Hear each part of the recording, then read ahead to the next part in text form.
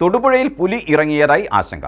മാടപ്പറമ്പ് റിസോർട്ടിന് സമീപമുള്ള ക്രഷർ യൂണിറ്റിലെ സെക്യൂരിറ്റി ജീവനക്കാരനാണ് പുലിയെന്ന് സംശയിക്കുന്ന ജീവിയെ ചൊവ്വാഴ്ച രാത്രിയിൽ കണ്ടത്.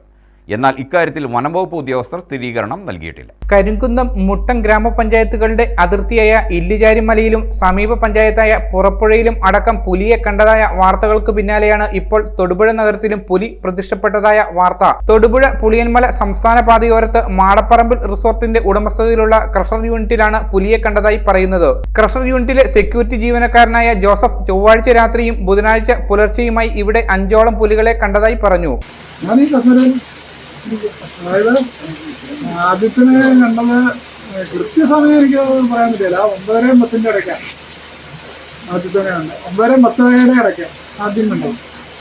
രണ്ടാമത് കണ്ടത് 3 മണി. കഴിഞ്ഞ ഏതാനും മാസങ്ങളായി ഈ ക്രഷർ പ്രവർത്തനരഹിതമാണ്. സംഭവം പറഞ്ഞ് തൊടുപുഴ റേഞ്ച് ഫോറസ്റ്റ് ഓഫീസിൽ നിന്നും ഉദ്യോഗസ്ഥർ ഇവിടെ എത്തി നടത്തിയ പരിശോധനയിൽ ചില കാൽപ്പാടുകൾ കണ്ടെത്തിയെങ്കിലും ഇക്കാര്യം പുലിയുടേതാണെന്ന് സ്ഥിരീകരിച്ചിട്ടില്ല. ക്രഷറിലെ CCTVയിൽ ചില ജീവികൾ സഞ്ചരിക്കുന്ന ദൃശ്യങ്ങൾ പതിഞ്ഞെങ്കിലും ചിത്രങ്ങൾ പുലിയുടേത് തന്നെയാണോ എന്നതിലും വ്യക്തതയില്ല. ഇന്നുകൂടി നിരീക്ഷണം നടത്തിയ ശേഷം ആവശ്യമെങ്കിൽ ക്യാമറകൾ സ്ഥാപിക്കുന്നത് അടക്കമുള്ള നടപടികൾ സ്വീകരിക്കുമെന്ന് വനം വകുപ്പ് ഉദ്യോഗസ്ഥർ അറിയിച്ചു. News bureau, Thodupuzha.